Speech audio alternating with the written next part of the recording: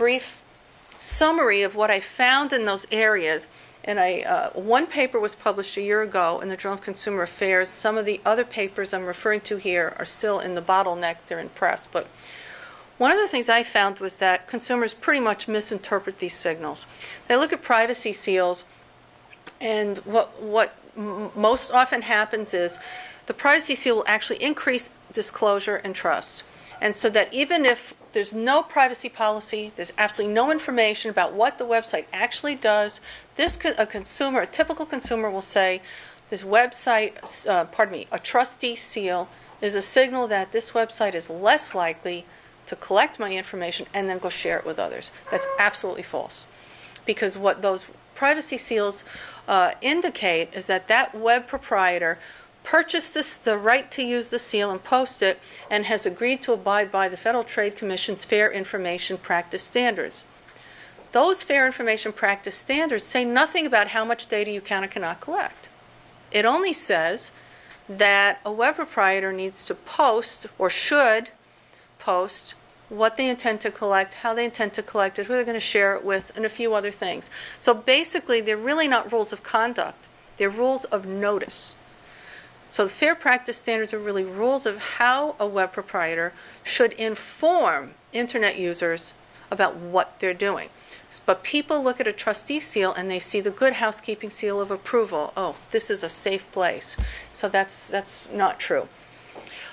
We saw that this was even more true for people who had low levels of what we call efficacy. And that's an important construct I'm going to talk about today a little bit later in detail. But a psychological concept that we work with is privacy self-efficacy. And that's really an individual's self-perception of their ability to enact appropriate behaviors to protect their privacy. Most people have a very inflated view of what that is, so that they think they know more than they do. And yet, even when you ask them, they still know very little. So this is troubling. We did another study, and this will be coming out in the spring, where we created a warning label. We thought about the nutrition labeling, the NLEA. Let's create a warning label. What will that do? Will it help consumers make sense of this situation? And so we created a box where on your left side, it would say, if you share this information, here's the benefit you might receive from the website. Here's the risk that you're taking. And that was all we did. We said, here's a benefit, here's a risk by doing this behavior and disclosing this information. You can see that when people had a high sense of privacy efficacy, which means I can protect myself, the warning didn't make a difference. But for the people who are most vulnerable, the people who say, I really don't know what to do, this warning label actually reduced their disclosures. And I think that's a good thing. I'm sure the e-commerce people and web proprietors would say, I'm not sure I like that. That's not fair. But we offered benefits and risks. We didn't just offer the benefits that appear in privacy policies. And that's another study we did that will be coming out in the spring, where we analyzed the content of privacy policies. We found that privacy policies don't just tell consumers, here's what we'll collect, here's what we're going to do with it. They offer so many reassurances. We really care about your privacy here at blah, blah, blah.com. And so we view this, we view privacy policies, and it's our position, as persuasive tactics. And so as a consumer protection person, I view many of the self-regulatory system to really benefit the industry, which I think they're stakeholders, but to some extent right now, the Federal Trade Commission policies that are, and again, only implemented through self-regulation, there's no enforcement, they can't penalize them if they don't do it, but those policies are not necessarily having the intended effects of protecting consumers, they're misleading consumers. So this was what I had done in my early days of work on privacy. As time went on, again, Bob and I, we would talk a lot and say, the marketers are really the only bad guys, and how bad a bad guy is that when internet malfeasance was rising. And so we started to rethink the problem in that sense. Is it marketers, or what about these ID thieves? They're really the bad guys. Or what about hackers or the malware promulgators and now phishers, another area that we're looking at. So we thought, what's the bigger problem? And is it just privacy, or are we looking at boundary maintenance, privacy, and security of the entire network as a whole? And how can we relate individual privacy protection behaviors to protecting the network as a whole? So we tried to, again, reconceptualize this whole issue, also in part because CyberTrust doesn't want to fund privacy as such. They like to fund security. So we said, we know there's a link. What is that? Well,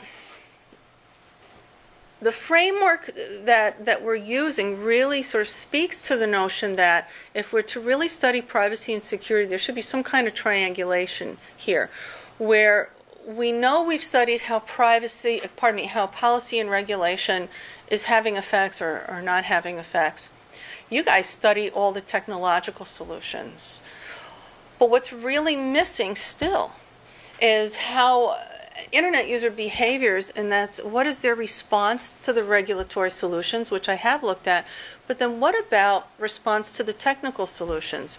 That's something that we weren't looking at. And when I say technical solutions, typically the technical solutions are security solutions. So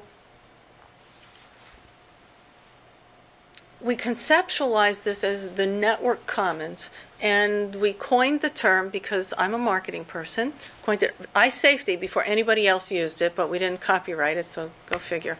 iSafety, which represents the individual on the internet protecting his or her own information. And what we set out to do was to translate network security into an individual behavioral issue. How can we better protect the network commons by understanding individual behaviors?